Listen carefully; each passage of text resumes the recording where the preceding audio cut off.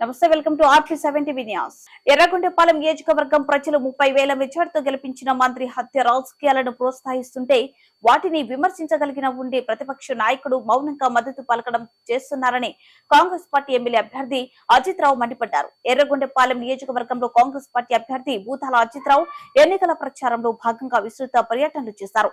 అందులో భాగంగా ఎర్రగొండపాలెం కాంగ్రెస్ పార్టీ నాయకులు డాక్టర్ చిలక అనిల్ తో కలిసి పుల్లల చెరువు మండల కేంద్రం నందు అంబేద్కర్ మరియు బాబు జగజీవన్ రావు విగ్రహాలను పూలమాలలు వేసి ఘనంగా నివాళులర్పించారు. అనంతరం ర్యాలీగా బయలుదేరి కాంగ్రెస్ పార్టీ కార్యాలయం ప్రారంభించారు. అనంతరం మీడియా సమావేశం నిర్వహించారు.